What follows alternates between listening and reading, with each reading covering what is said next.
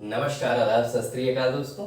मैं शुभम पांडे आज आप सबका आपके अपने चैनल डेफिनेट क्लासेस पे फिर से स्वागत करता हूं और ये उम्मीद करता हूं आप सब स्वस्थ होंगे, मस्त होंगे और व्यस्त होंगे। हम लोगों का जो सफर है दोस्तों वह पहुंच चुका है मुगल साम्राज्य तक और मुगल साम्राज्य में जो हम लोगों ने कल आखिरी बात की है वह बात हुई है शाहजहां की। और जैसे ही शाहजहां का नाम आता है सबसे बड़ी चीज आपके दिमाग में क्या आती है? ताजमहल के बारे में। बस इसी ताजमहल से जितने भी इंपॉर्टेंट सवाल बनते हैं, जिनमें भी इतिहास आता है, उन सब के सब एग्जामों में, ठीक, तो आपको उनके पूरे कल तरीके बताए गए हैं, कौन से सवाल बनते हैं और कैसे याद रखना है कड़ियों को जोड़ते हुए। बस उसी बात को आज हम लोग को आगे कंटिन्यू करना है और देखना है कि शाहजहां से और कौन कौन से इंपॉर्टेंट सवाल बनते हैं। अगर आपने दोस्तों कल वाला वीडियो नहीं देखा है तो आप सबको पता है मैंने मुगल एम्पायर नाम से एक प्लेलिस्ट तैयार कर दी। उसी प्लेलिस्ट में आपको कल का भी वीडियो बड़े आराम से मिल जाएगा, जिसका जो लिंक है डिस्क्रिप्शन बॉक्स में भी है। ठीक है दोस्तों, आज हम लोग आगे की कड़ी को जोड़ते हैं, कल की बातों को फिर से नहीं रिवाइज करते हैं। बस एक बात मैं आपको फिर याद दिलाना चाहूंगा, ये जो शाहजहां था इसी के बचपन का नाम था खुर्रम। बस इसके आगे हम लोग फिर आज नए सिरे से कंटिन्यू करते हैं। 1636 में शाहजहां जो था दोस्तों ये निकला कहाँ पे? डेक्कन मिशन पे। कहाँ निकला? डेक्कन मिशन पे। इंपॉर्टेंट है, याद रखेंगे। और डेक्कन मिशन आप सबको पता है, यानी ये किधर निकला होगा? साउथ की तरफ निकला होगा, तमिलनाडु की तरफ निकला, ठीक। और जैसे ही ये निकला तो वहीं पे इसे मिला कोहिनूर हीरा। सवाल क्या आता है? सवाल ये आता है कि शाहजहां को कोहिनूर हीरा कहाँ पे मिला था? तो आप बोलेंगे डेक्कन मिशन पे जब ये गया था तब मिला था। और कब ये गया था? तो आप बोलेंगे 1636 में गया था। तो कोहिनूर हीरा मिला, यानी कोहिनूर डायमंड मिला। सबसे बड़ा सवाल किसके पास था, किससे लिया ये? ठीक, तो बस आपको उसका नाम भी याद रखना है दोस्तों, मीर जुमला। क्या नाम था उस शख्स का? मीर जुमला। और इसी मीर जुमला को एक और नाम से जाना जाता है दोस्तों, सैयद मोहम्मद। इंपॉर्टेंट है, याद रखेंगे। इतनी यहां तक मेरी समझ से आपको कोई दिक्कत नहीं होगी दोस्तों। अब मैं फिर आगे की कड़ी को जोड़ता हूं। अब हुआ क्या, 1636 में इसको कोहिनूर हीरा मिला। किससे मिला? मीर जुमला से मिला। मीर जुमला को ही जाना जाता है सैयद मोहम्मद के नाम से। किसे मिला था कोहिनूर हीरा? शाहजहां को मिला था, जिसका जो समय काल है, जो ये अपने गद्दी पे बैठ के मुगल साम्राज्य को संभाला 1627 से लेकर 1658 तक। बस इसी कड़ी में हम लोग को आगे की कहानी को जोड़ना है। 1638 में, ठीक है, याद रखेंगे, ये भी ईस्वी काफी इंपॉर्टेंट है। 1638 में शाहजहां जो था अपनी राजधानी यानी मुगल साम्राज्य की राजधानी आगरा से शिफ्ट किया। आगरा से बदल कर बना दिया किसको? दिल्ली को। यानी मुगल साम्राज्य की राजधानी 1638 में क्या बन गई दोस्तों? आगरा से दिल्ली बन गई, यानी शिफ्ट हो गई राजधानी। और किसके द्वारा किया गया? शाहजहां के द्वारा। अब सबसे बड़ा कारण क्यों हुआ, मैं आपको बार बार बोलता हूं कि हम लोग काम ही वही करते हैं कि क्यों हुआ। अगर आपको रीजन पता है कि फलानी चीज क्यों हो रही है, जैसे आपको भूख लगी तभी आप खाना खाते हैं, तो उसी तरीके से कोई ना कोई चीज कारण ऐसी बन गई होगी जिसके कारण से दिल्ली इसको शिफ्ट करना पड़ा। क्या कारण था? इसे लगने लगी गर्मी, क्योंकि आगरा का जो टेम्परेचर था इसे महसूस हुआ कि काफी यहाँ पे गर्मी है। इसी कारण से इसने दिल्ली को नई राजधानी बना ली, इस सोच के तहत कि दिल्ली थोड़ा ठंडा होगा आगरा के कंपैरिजन में। यानी जो वहां पे वेदर था वही कारण बन गया, वहां का जो मौसम था आगरा का गर्म वाला, वही कारण बन गया दिल्ली शिफ्ट करने की मुगल साम्राज्य की राजधानी। और किसके द्वारा की गई? शाहजहां द्वारा। अब भाई दिल्ली को राजधानी तो इसने बना दिया, लेकिन रहने के लिए भी कोई जगह चाहिए। बस इसी बात पे हम लोग आगे बढ़ेंगे। दिल्ली में जब ये पहुंचा, राजधानी जैसे ही शिफ्ट करने का निर्णय लिया, डिसीजन लिया, इसने क्या किया? एक नए शहर की स्थापना की, जिसको हम लोग जानते हैं शाहजहानाबाद के नाम से।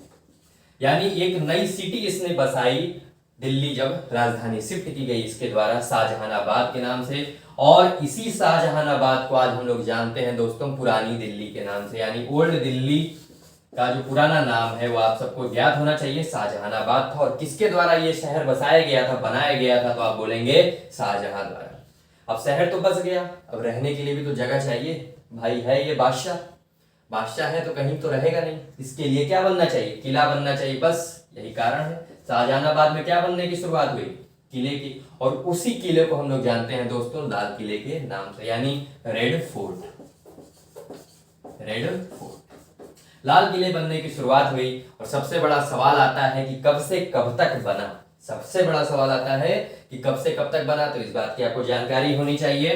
1638 से 1648, यानी लमसम 10 साल लग गए लाल किले को बनने में। ठीक है दोस्तों, और उससे बड़ा सवाल ये आता है कि इसको डिजाइन करने वाला, जैसे आपको याद आ रहा होगा मैंने जब ताजमहल की बात की थी तो मैंने बताया था इसका मेन आर्किटेक्ट कौन था, चीफ आर्किटेक्ट कौन था, यानी मुख्य स्थपतिकार कौन था। तो आपको याद है उसका नाम उस्ताद अहमद लाहौरी। बस यही वह शख्सियत है दोस्तों जिसने लाल किले की भी डिजाइन को तैयार किया था, नकाशी को तैयार किया था, उस्ताद अहमद लाहौरी। याद रखेंगे इसका नाम को, काफी इंपॉर्टेंट है, ये बार बार सवालों में देखने को मिलता है। ये कौन हुआ करता था? चीफ आर्किटेक्ट हुआ करता था, मुख्य स्थपतिकार हुआ करता था लाल किले का, चीफ आर्किटेक्ट। ठीक है दोस्तों, याद रखेंगे इतनी बातों को। अब मैं आगे की कड़ी को जोड़ता हूँ। अब भाई ये रहने के लिए तो जगह बन गई, पूजा पाठ भी इनको करना था, अल्लाह को याद करेंगे। अब अल्लाह को जब ये याद करने के लिए बैठे तो कहाँ बैठेंगे? तो बस उसी के लिए एक मस्जिद बनवाई गई जिसको हम लोग जानते हैं जामा मस्जिद के नाम से। और ये कब के बीच में बनी? 1638 से 1648 के बीच में बनी। बस यही पूरी कहानी है दोस्तों, इतनी बातों आपको याद रखनी है। अब लाल किले से एक सवाल और आता है। लाल किले के 4 दरवाजे हैं। अब चारों दरवाजे के आपको नाम याद रखने पड़ेंगे। चारों दरवाजे कैसे हैं और क्यों बनवाए गए, इन बातों पे हम लोग अभी चर्चा करेंगे। इसने जो पहला दरवाजा बनवाया जिसको हम लोग जानते हैं दिल्ली गेट के नाम से, दिल्ली गेट के नाम से। फिर जो दूसरा दरवाजा बना दोस्तों उसको हम लोग जानते हैं काश्मीरी गेट के नाम से। और जो तीसरा दरवाजा था दोस्तों उसको हम लोग जानते हैं अजमेरी गेट के नाम से। और जो चौथा दरवाजा था उसको हम लोग जानते हैं लाहौरी गेट के नाम से। यानी जो दिल्ली की तरफ जो दरवाजा खुला हुआ था, जो द्वार बना हुआ था लाल किले का, जो दिल्ली की तरफ निकल जाता था वह था दिल्ली गेट। जो कश्मीर की तरफ रास्ता निकलता था और जो दरवाजा उसकी तरफ खुला हुआ था वह था कश्मीरी गेट। और जो अजमेर की तरफ खुला था उसका नाम रख दिया गया अजमेरी गेट। और जो लाहौर की तरफ खुला हुआ था उसका नाम रख दिया गया लाहौरी गेट। और आप सबको याद होना चाहिए क्वेश्चन क्या आता है इससे। क्वेश्चन ये आता है कि लाल किले का मेन दरवाजा कौन था, मुख्य दरवाजा कौन था? तो आप बोलेंगे लाहौरी गेट मेन दरवाजा हुआ करता था। यानी क्या पूछा जाएगा? फ्रंट गेट, इंग्लिश में आएगा front gate, front gate of Red Fort, तो आप बोलेंगे लाहौरी गेट। यानी मुख्य दरवाजा जो था लाल किले का वह कौन हुआ करता था? लाहौरी गेट हुआ करता था। ठीक है दोस्तों, इतनी बातों को आपको याद रखना है, इतने इंपॉर्टेंट सवाल बनते हैं। अब इतनी सारी चीजें हो रही हैं तो कहीं ना कहीं पैसे भी तो खर्चे हो रहे होंगे। बस इसी बात की टेंशन किसको होगी? इनके चारों बेटों को। और जो 4 बेटे थे उनका मैंने कल आपको नाम लिखवा रखा है। 4 बेटे और 3 बेटियां हुआ करती थी मुमताज महल से। बस उन्हीं सबको हुई टेंशन, और जब टेंशन हुई तो कुछ ना कुछ तो होना था ही। हर एक चीज की एक वजह होती है, मैं बार बार बोलता हूँ। अब जैसे खाना बन रहा है, अगर आपका जब चावल बन के तैयार हो चुका होता है तो कहीं ना कहीं सीटी बजाने लगता है कुकर, यानी क्या हुआ? प्रेशर बना तो सीटी तो बजनी तय है।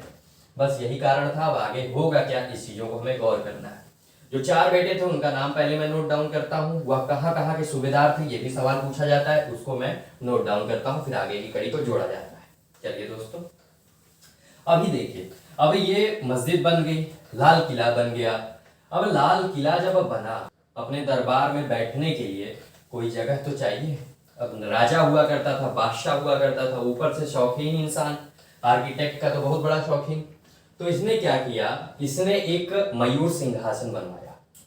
ठीक है दोस्तों, अब इसके जो दरबार हुआ करते हैं, लाल किले में 2 दरबार बनवाए गए थे, ये आपको याद होना चाहिए। लाल किले में 2 दरबार बने, यानी 2 कोर्ट बने। और जो 2 कोर्ट बने थे आपको याद होना चाहिए दोस्तों, इस चीज को आप नोट डाउन कर लें। ठीक है, पहला था दीवाने आम, दीवाने आम, और दूसरा था दीवाने खास। यहां पे क्या हुआ करता था? इस दरबार में दीवाने आम में जितने भी आम नागरिक हुआ करते थे, यानी जो इसके साम्राज्य में लोग हुआ करते थे, अगर उनकी कोई समस्या थी, उनको रूबरू होना था अपने राजा से, अपने बादशाह थे, तो दीवाने आम में मिला करते थे। और दीवाने खास में वही लोग मिला करते थे जो शाहजहां के बहुत ही ज्यादा करीबी हुआ करते थे, यानी मंत्रिमंडल हुआ उसका, जितने भी उसके वजीर हुए और जितने भी उसके सूबेदार हुए, इस तरह के लोग मिला करते थे दीवाने खास में। इसी दीवाने खास में इसने एक अपनी गद्दी बनवाई थी, बैठने के लिए एक गद्दी बनवाई थी। सवाल आता है उसी चीज को हम लोग जानते हैं गोल्डन थ्रोन के नाम से, गोल्डन थ्रोन के नाम से। हिंदी में इसको जाना जाता है दोस्तों तख्ते तकश। याद रखेंगे, ये बार बार आपको देखने को मिलने वाला है, तख्ते तकश। ठीक है दोस्तों, दीवाने खास में शाहजहां ने अपने बैठने के लिए गोल्डन थ्रो का निर्माण करवाया, यानी तख्ते तकश का निर्माण करवाया। और इसी तख्ते तकश को एक और नाम से जाना जाता है मयूर सिंहासन, मयूर सिंहासन। और ये जो मयूर सिंहासन, इसको हम लोग इंग्लिश में कहेंगे पीकॉक थ्रोन। इंपॉर्टेंट चीजें हैं दोस्तों, यहां से सवाल बनते हैं। तख्ते तकश का निर्माण करवाया गया और तख्ते तकश रखा कहां गया? दीवाने खास में रखा गया। और बैठता कौन था? मुगल बादशाह शाहजहां बैठता था। और ये सब चीजें कहां पे हो रही हैं? लाल किले के अंदर हो रही हैं। लाल किले के अंदर दो दरबार बनवाए गए थे, दीवाने आम, दीवाने खास। और इसको मैंने बता दिया कि दोनों अलग अलग क्यों बनवाए गए थे। इतनी इंपॉर्टेंट चीजें आपको यहां से याद रखनी है दोस्तों। अब मैंने आपको बोला इसके चारों बेटों को होने क्या लगी? होने लगी टेंशन। और जैसे ही टेंशन हुई, ठीक, तो सबसे बड़ा यही सवाल आएगा कि करेगा क्या। ठीक, अब करेंगे क्या? वो सबसे पहला जो लड़का था, आपको याद होगा दोस्तों, मैंने कल नाम लिखा था दारा शिको। दारा शिको, दारा शिको जो था ये सूबेदार हुआ करता था। कहां का हुआ करता था ये पूछा जाएगा तो आप बोलेंगे उत्तरी भारत का हुआ करता था। ठीक है दोस्तों, यानी नॉर्थ इंडिया का हुआ करता था। नॉर्थ एरिया में जितने भी साम्राज्य हुआ करते हैं, जो मुगल साम्राज्य में जितनी भी जगहें हुआ करती हैं जो फैली हुई थी नॉर्थ की तरफ, उसका जो सूबेदार हुआ करता था वह हुआ करता था दारा शिको। और दूसरे नंबर का जो इसका बेटा था वह था औरंगजेब। और ये जो सूबेदार हुआ करता था ये हुआ करता था अहमदनगर का। ठीक है दोस्तों, और जो तीसरे नंबर का बेटा हुआ करता था उसका नाम था दोस्तों शाह सुजा। क्या नाम था? शाह सुजा। और शाह सुजा कहाँ का सूबेदार हुआ करता था? बंगाल का। अब बचा कौन? मुराद बख्श। और जो मुराद बख्श हुआ करता था ये हुआ करता था सूबेदार गुजरात का, मुराद बख्श। मुराद बख्श कहाँ का सूबेदार हुआ करता था? गुजरात का। यानी जब इतनी सारी चीजों का निर्माण कराया गया, इसने ताजमहल का निर्माण करा डाला। सबसे खूबसूरत इमारत है, 7वें अजूबों में से भी एक है ये। दूसरी बात, इसने लाल किले का निर्माण कराया, इसने जामा मस्जिद का निर्माण कराया, इसने तख्ते तकश का निर्माण कराया। यानी अब क्या हो रहा था? मुगल साम्राज्य की पूरे तरीके से क्या हो रही थी? जितने खजाने रखे हुए थे वह खत्म होने की कगार पे आने लगे।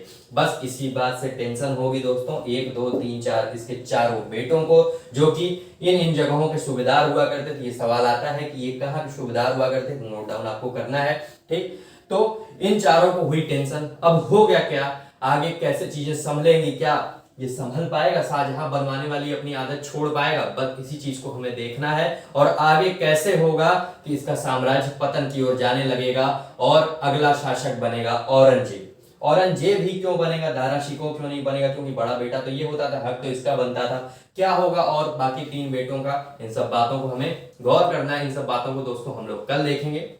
और अगर आप चैनल पे नए हैं तो आप इसे जरूर सब्सक्राइब करें। साथ में अगर आपको वीडियो पसंद आता है, कारीगर साबित होता है, तो इसे लाइक करें और ज्यादा से ज्यादा शेयर करें इस चैनल के बारे में, ताकि ज्यादा लोग जुड़ें और ज्यादा लाभ उठाएं। इसी के साथ मैं दोस्तों आज के वीडियो को विराम देता हूं। कल हम लोग फिर आगे की बात को कंटिन्यू करेंगे।